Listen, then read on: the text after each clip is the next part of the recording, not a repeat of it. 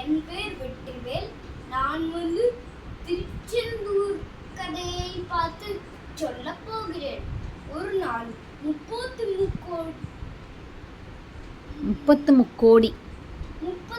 கோடி தேவர்கள் கைலாயத்திற்கு சென்று, பரமேஸ்வரா, அசுரன் சூரபத்மனின் தொல்லையும் தாரகன் தொல்லையும் தாங்க முடியவில்லை.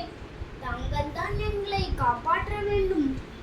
அதுக்கப்புறம் சிவன் இப்படி சொன்னார்: பயப்படாதீர்கள், என் மகன் முருகன் உங்களோடு வருவான், அந்த அசுரனை வெல்வான்.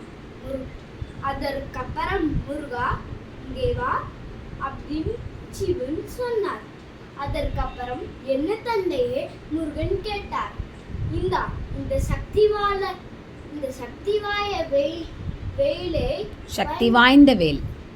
வாய்ந்த வேலை பயன்படுத்திக்கொள். எப்போது சூரபத்மனையும் தாரகாசுரனையும் வென்றுவா. சரிப்பா, நீங்கள் சொன்னபடியே செய்கிறேன். அதற்கப்புறம் சிவன் தேவர்களிடம் இப்படி சொன்னார்: என் மகன் முருகன் உங்களோடு வருவான், தைரியமாக செல்லுங்கள். அதற்கப்புறம் முருகன் போகும்போது நாரதர் எதிரில் வந்தார். நாராயண நாராயண, குமரா, நீங்கள் சூரபத்மனை தானே அழிக்கப் போகிறீர்கள். சூரபத்மனை அழிக்க வேண்டும் என்றால் அவன் தம்பி தாரகாசுரனை அழித்தால் தான் சுலபமாக இருக்கும். நல்ல வேலை, சரியாக சொன்னீர்கள் நாரதரே. இப்போதே அதை செய்கிறேன். வீரபாகு, முதலில் நீ சென்று தாரகனை வென்று வா. வீரபாகு தாரகனோடு பலும் கடிமை போர் கொண்டான். அதற்கப்புறம் வீரபாகு இறந்து விட்டதுக்கு அப்புறம் முருகனே போருக்கு சென்றார்.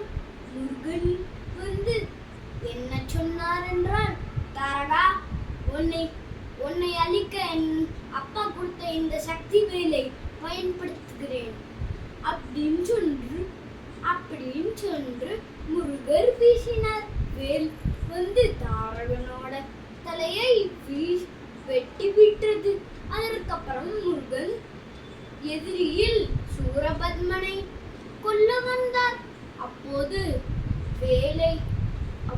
கொஞ்சம் ஆயுதங்களை முருகன் அனுப்பினார்.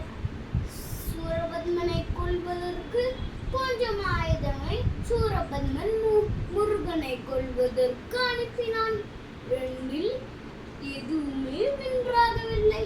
கடைசியில் முருகன் என்ன சொன்னார் என்றால்: சூரபத்மா, உன்னையும் அழிக்க என் அப்பா கொடுத்த இந்த சக்தி வேலை பயன்படுத்துகிறேன் அப்படின்னு சொல்லி முருகர் அந்த வேலை வீசினார். அது தாரகனை 2 பிரித்து வெட்டி விட்டது.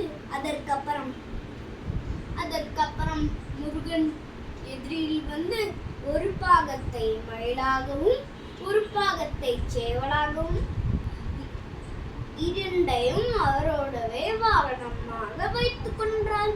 இதுதான் திருச்செந்தூரோடு கதை. நன்றி, வணக்கம்.